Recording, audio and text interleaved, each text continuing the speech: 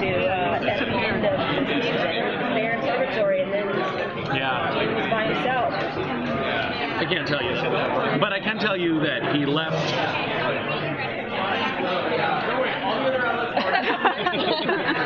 Okay. Do you know I actually do know, and I'm not going to tell you why or where he went, but I will tell you that that is a question that is resolved fairly early on in the season. We get to see, that's what he was doing, and he may have his own agenda, and he may be trying to save his own ass, or he may be doing something to protect Dean, and I'm not going to tell you which one it is. But yeah, it's fragmented. The way that the Purgatory flashback storyline is being presented is fragmented. So even I don't have a clear picture of how it all comes together yet. So far this season, they're keeping me just as in the dark as always. None of us know. Like none of the actors know what's going on. And I think that we've all, not to keep rambling, I think we've all given up on really trying to find out because it's just not, it's just sort of it's like the NSA or something at Supernatural, and it's not because they're trying to prevent leaks from coming out. I think that it's a constantly evolving story, and they're not really quite positive where things are going, and so they just don't talk about it until the script is, almost done, and that's just the culture of how the show works, and that's how it's always been. So we don't fight it anymore. We don't ask questions because they just roll their eyes at us if we do. So are we going to definitely see more of Castiel this year?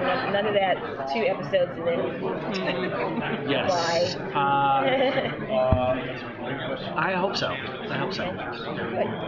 So last season you played power-hungry Castiel, amnesiac Castiel, crazy Castiel, more or less back to normal Castiel. How was that to keep switching between versions of the same character? It was good. It's funny. It's a funny thing because some of the changes, like Cass going crazy, it's tough to parse out how much of the old Cass you bring into that new character and how much you wipe the slate clean and start over. And it kind of makes you doubt yourself a little bit because you're just not sure where. I mean, you have to sort of create it, and you have to create it very quickly. You don't have 3 months to sit in a cave somewhere and really reflect on how it goes because you get to set and you have one idea.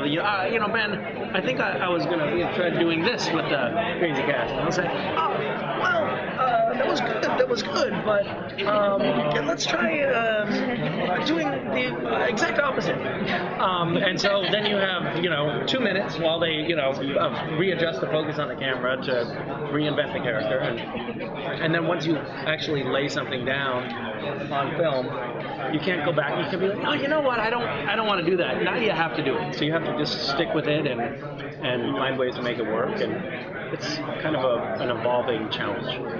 Yeah. Can you tell us which episode we'll see you in?